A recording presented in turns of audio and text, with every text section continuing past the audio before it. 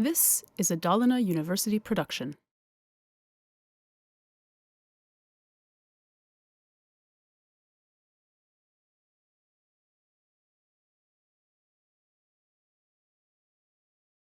Please welcome Sylvie Wigmo and Annika Lantz Andersson from the University of Gothenburg, who are here to present preliminary findings. Welcome, everybody. It's a huge hall here. Exciting. My name is Annika Lantz Andersson, and as Peter said, we are from University of Gothenburg, and this research is Wallenberg-financed research, and it's also part of the Let Studio. I don't know if anybody of you heard the presentations here yesterday, but the Let Studio is a strategic initiative. Oh, I should have voice, but I talk so loud. Don't I? Even louder. So the Let Studio is a strategic initiative from the University of Gothenburg to promote interdisciplinary research within the learning science. So what we are presenting here is some, as you said, preliminary findings from Linguascapes, language learning in social media words. My name is Sylvie Wigmo, and I belong to the same research environment as Annika just told you about. And we're going to dive into the project directly. And I think that it could be important to say that even though we have this language learning as a focus, we are interested very much in the direction of language use. The students who we are exploring their use of English range in different ages, but we think that most of our students come in touch with English as a language for their studies. So even if this is a specific group, they will also be the next generation of learners. We have them not far away. We decided to have the name of Linguascapes after some thinking, and the focus of the use of language is to avoid thinking or having you think in the direction of linguistic competencies or linguistic skills. That is not our main research purpose and interest. Mm-hmm. So this presentation, we will have a very short project outline to frame the project and what is the interest of the project. We have a pilot study of video conference. We're also diving into interactions in Facebook, and Annika will tell you a bit more about that in a while. What we say about preliminary findings is that we can see some tendencies, and those are the ones that we would like to present here today, and maybe have a discussion about as well. We also find as researchers that the students' interactions and the use of the language addresses or sort of raises some new questions for us as researchers, because how are we to explore these interactions? So a lot of that will probably be in the multimodal interest in students' interaction in a multimodal context, but we also use video interaction to support the study. And we would like to end up with some challenging questions, which we find very interesting, and maybe you will add to that kind of list, because I think we share some interesting dilemmas.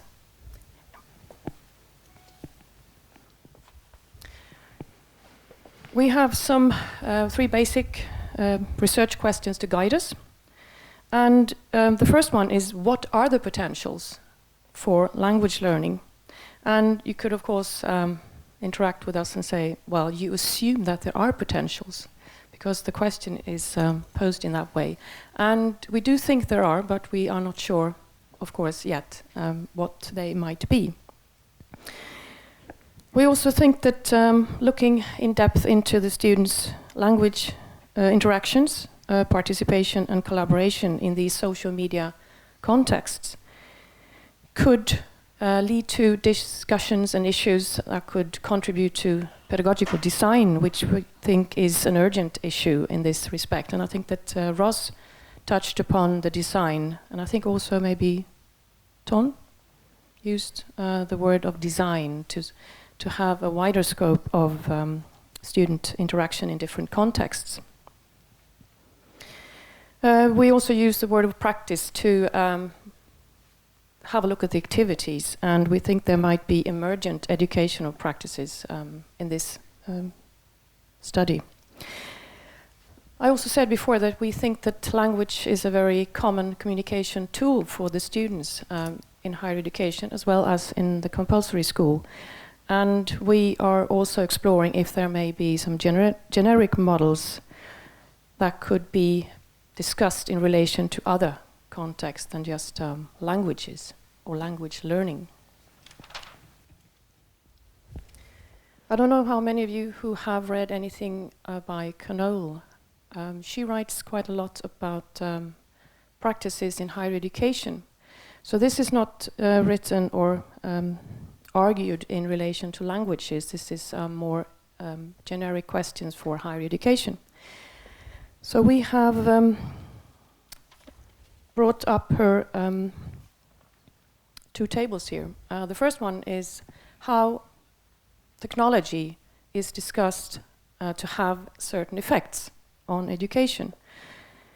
Or maybe it should be, or maybe it doesn't. That's an open question, of course. But it still remains that technology and access to a lot of information enables an expansive knowledge domain. I think in any domain we can see this kind of expansion. And the dilemma that she brings up in this respect is that the role of the teacher is challenged.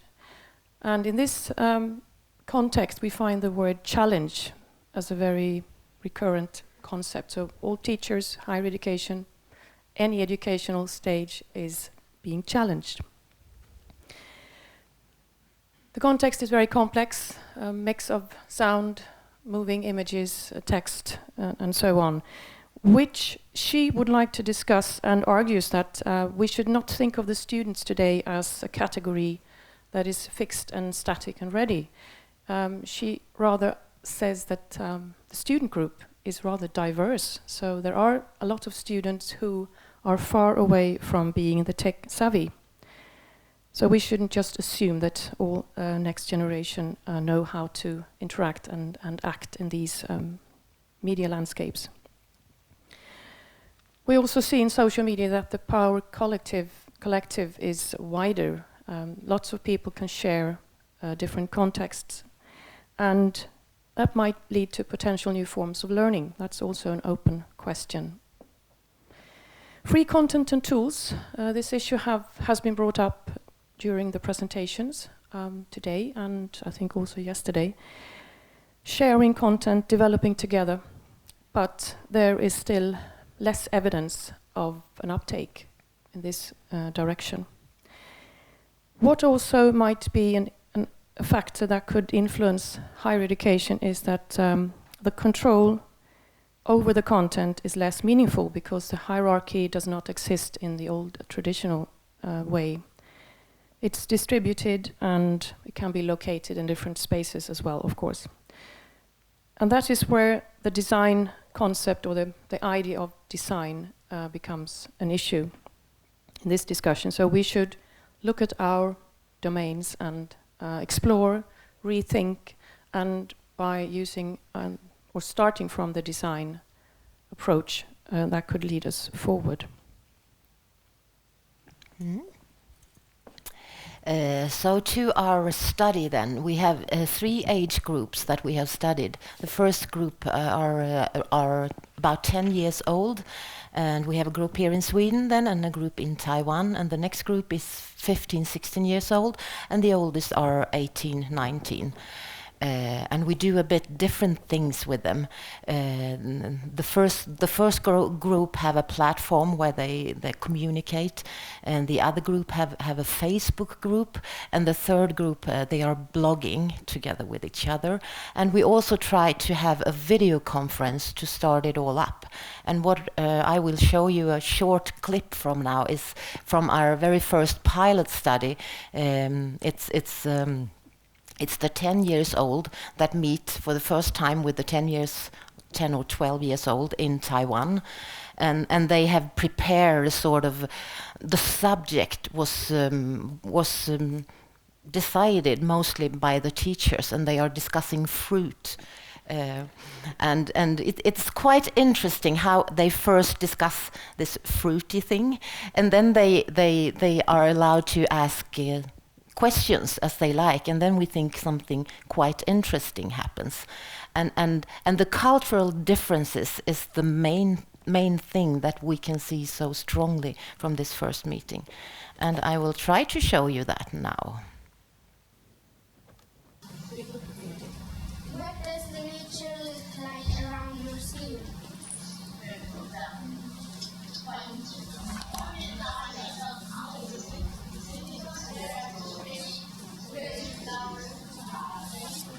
There are trees and flowers. You can see the pawpaw, you can see our campers, right? And then you show you the pawpaw. You can see the PowerPoint, and we can show you the building and the cactus.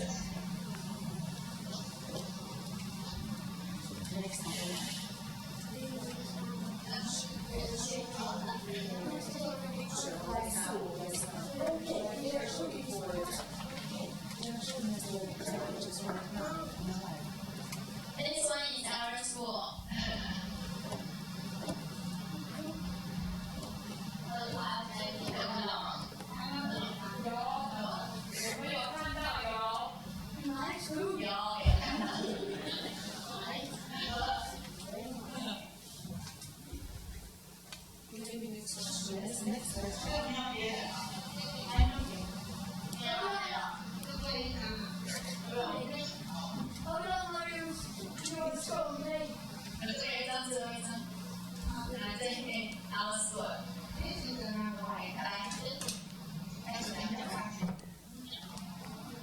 This is another one.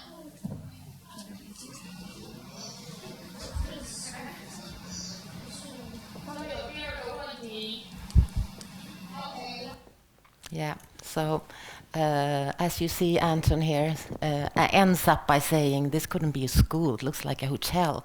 And so when the Swedish, you saw the screens, the different screens. When the Swedish children ask the Taiwanese children something, they tend to go back to their PowerPoint, because they have prepared a very nice PowerPoint showing different fruits, while the Swedish students were sitting and showing the fruits. So it was quite different, a different performance.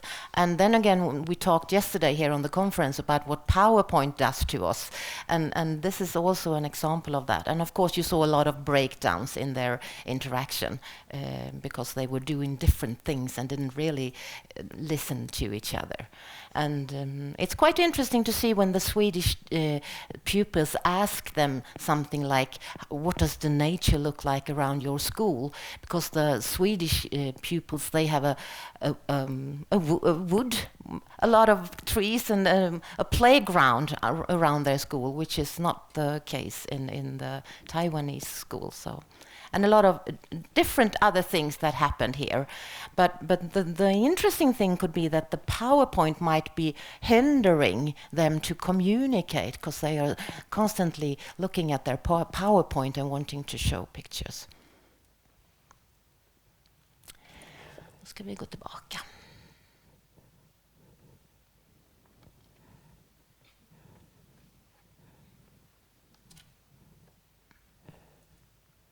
And another interesting thing that I can just mention is that while we here in Sweden are struggling with ethical issues, the Taiwanese school put this on YouTube 2 days after the conference. So it's another differences. Okay.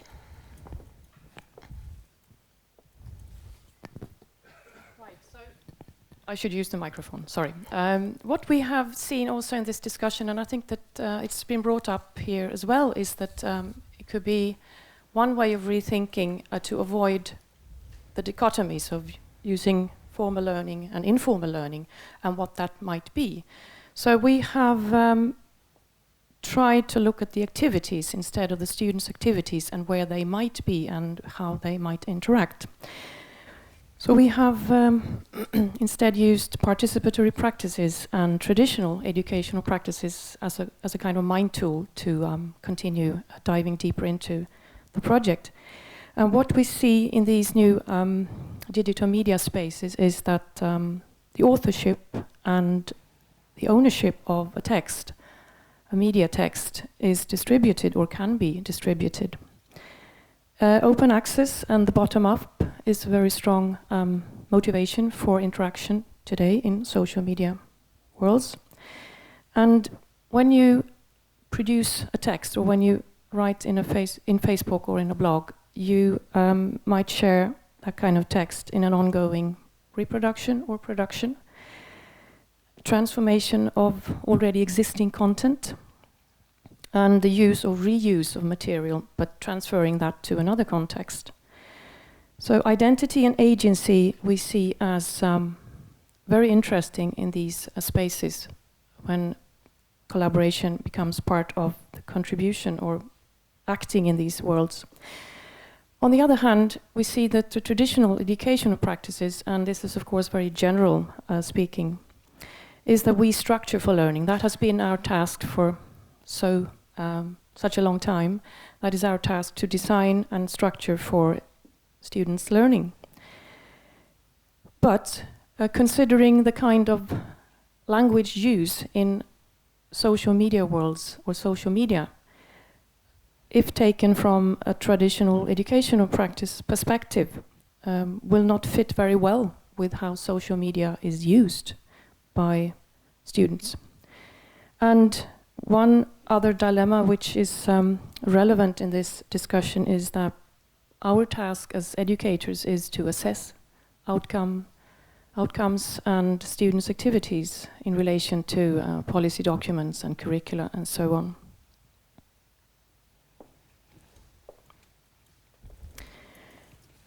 And this brings us to another question, which is, as we see it, the next step for, or the next question for this kind of research, is that this raises questions about what is acknowledged as knowing in educational practice. Some of you may have read some articles by Stephen Thorne, who is an American researcher. I think he spent some time in the Netherlands as well. He talks about new media literacies. They are not acknowledged in educational practice, or, as he says, within instructed language to contexts and curricula. Or something that could be even worse is that they are treated as stigmatized varieties that have no place in the classroom. So the use of English in social media worlds is not, according to him, seen as, or could risk not seen as language, having language qualities. So what it means to read and write in these media landscapes can be discussed under the overarching interest of literacies or new literacies. Claire Cramsch is also an American researcher with a great interest in cultural issues and for language learning. And she says that language users have to navigate in much less predictable exchanges in which the interlocutors use a variety of different languages and dialects for various identification purposes, and exercise symbolic power in various ways to get heard and respected. So language is used in complex contexts, multiple languages, different genres, different registers, and that is necessary to be able to have someone who you can respond to.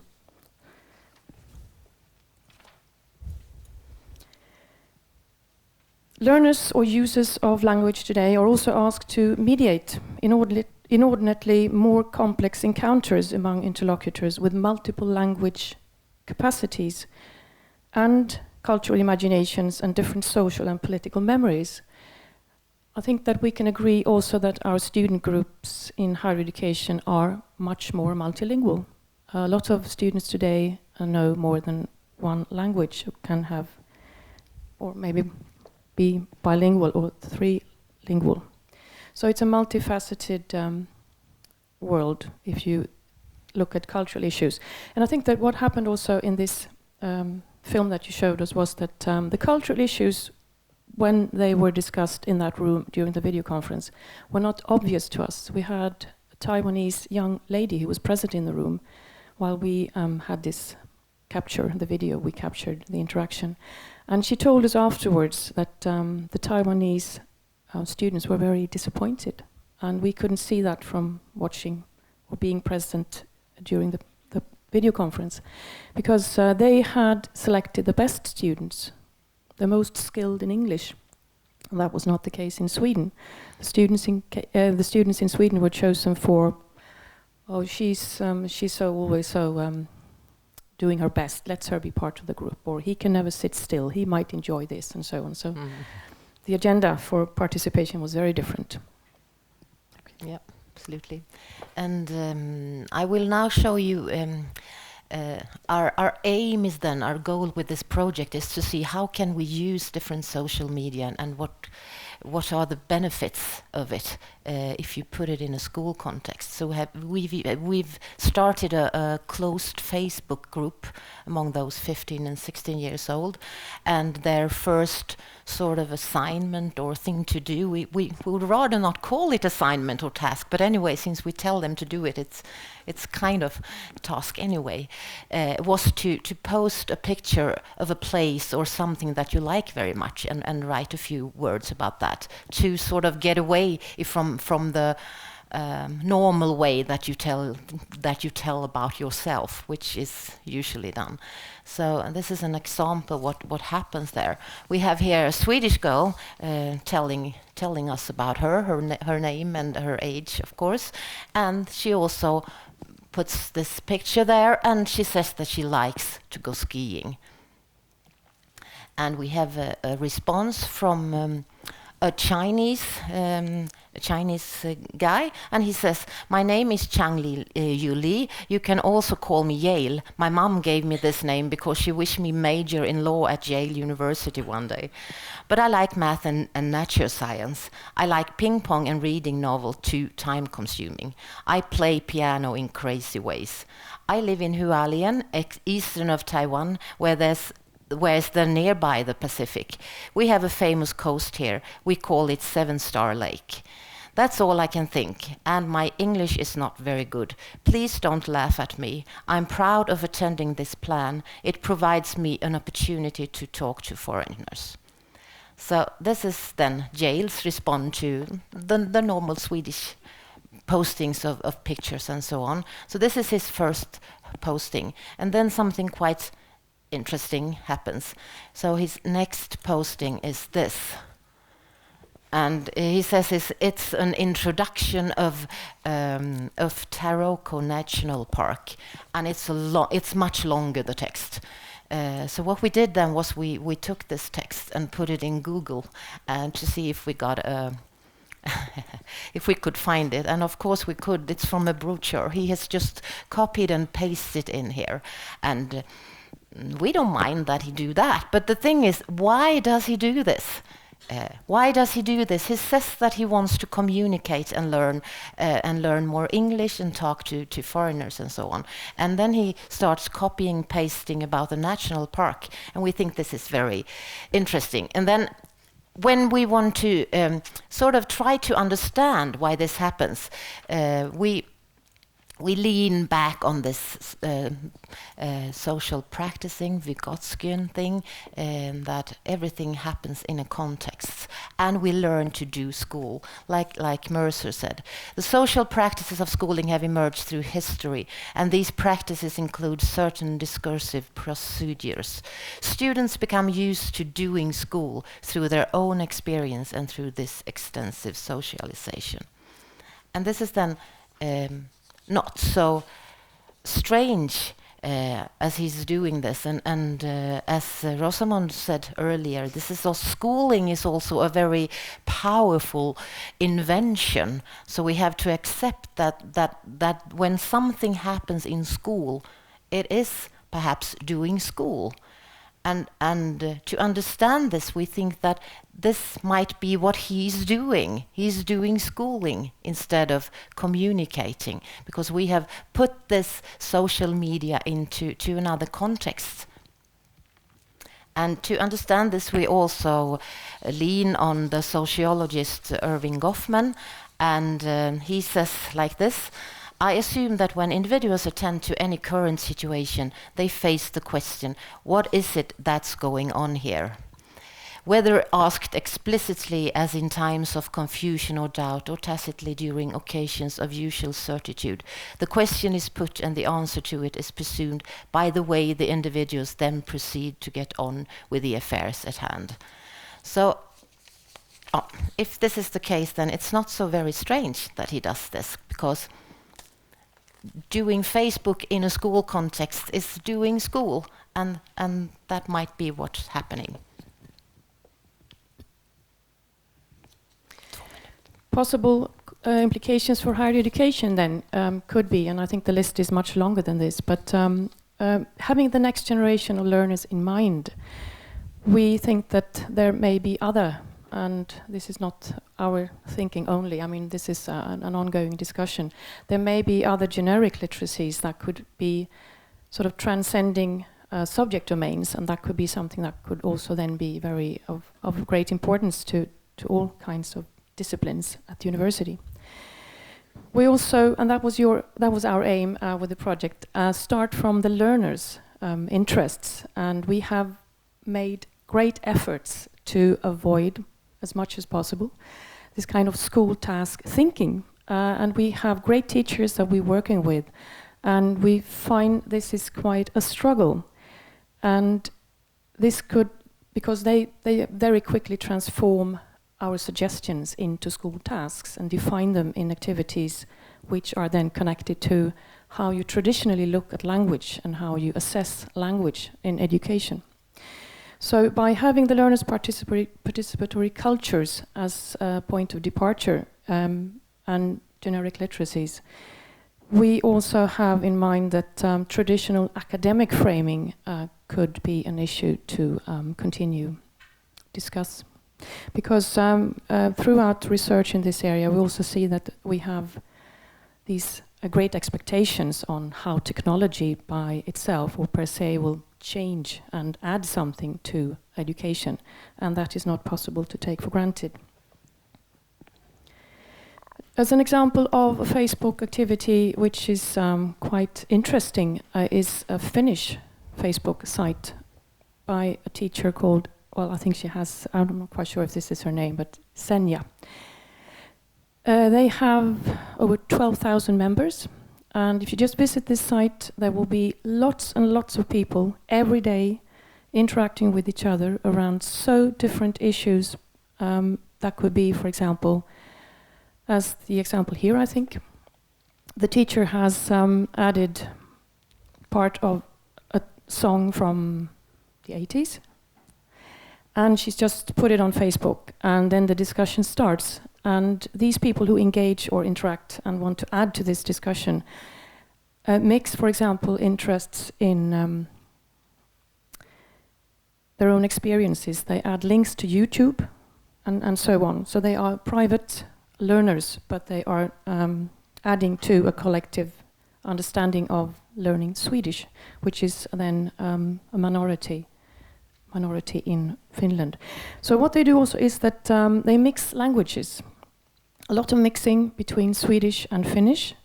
And if you try the translation tool, which is available here, it doesn't make sense all the times, but it's quite interesting for me, who doesn't know a word of Finnish, to sort of try and find out what are they talking about. So, dilemmas that we may have in front of us, or already working, having them sort of here, but not addressing them, is the basic question. Is it possible to transfer learning activities in social media practices and invite that kind of thinking and acting in academia. We see, as I said, the transformation of the teacher's activity, and we might think of ourselves as teaching in higher education if we would use social media for our student interactions. And this also brings the issue of the content, which also has a very strong tradition in higher education, as far as I can relate to my background as a language teacher. The domain is very traditional, and it's divided into sections and parts of language learning, which have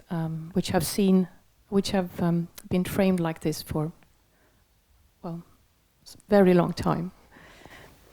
That would be enough to say. Okay. Thank you very much.